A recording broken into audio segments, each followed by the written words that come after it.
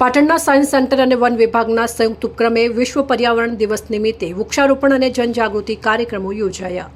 ગુજરાત સરકારના વિજ્ઞાન અને પ્રાદ્યોગિક વિભાગ હેઠળ કાર્યરત ગુજકોસ્ટ દ્વારા સ્થાપિત રિજિયોનલ સાયન્સ સેન્ટર અને વન વિભાગ પાટણના સંયુક્ત ઉપક્રમે વિશ્વ પર્યાવરણ દિવસ નિમિત્તે તારીખ 5 જૂન 2026ના રોજ વૃક્ષારોપણ અને જનજાગૃતિ કાર્યક્રમોનું આયોજન કરવામાં આવ્યું।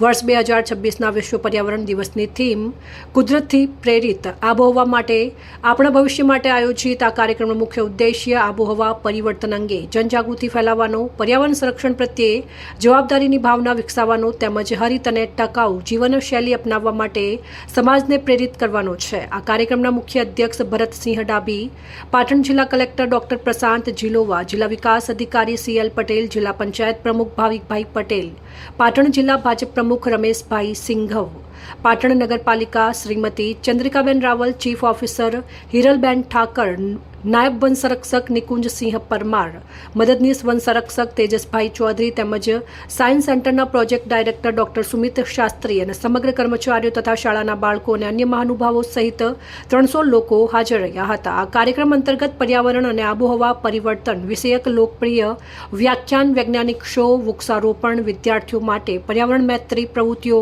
તથા આબોહવા પરિવર્તન પર વર્કશોપ સહિત વિવિધ કાર્યક્રમોનું આયોજન કરવામાં આવ્યું હતું। સંસદ સભ્ય અને કલેક્ટરે જણાવ્યું હતું કે વર્તમાન સમયમાં આબોહવા પરિવર્તન સમગ્ર વિશ્વ સામેનો સૌથી મોટો પડકાર બની રહ્યો છે।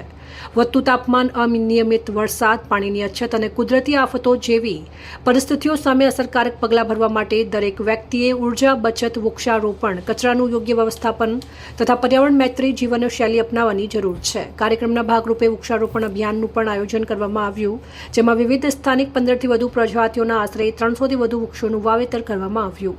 આ ઉપરાંત વિદ્યાર્થીઓ અને સામાન્ય લોકોની સક્રિય ભાગીદારી દ્વારા વિશ્વ પર્યાવરણ દિવસનો સંદેશ સમાજના દરેક વર્ગ સુધી પહોંચાડવાનો પ્રયાસ કરવામાં આવ્યો હતો। આ કાર્યક્રમમાં શાળાઓના વિદ્યાર્થીઓ, શિક્ષકો, સરકારી અધિકારીઓ, સ્વૈચ્છિક સંસ્થાઓના પ્રતિનિધિઓ તેમજ સામાન્ય લોકો મોટી સંખ્યામાં જોડાયા હતા।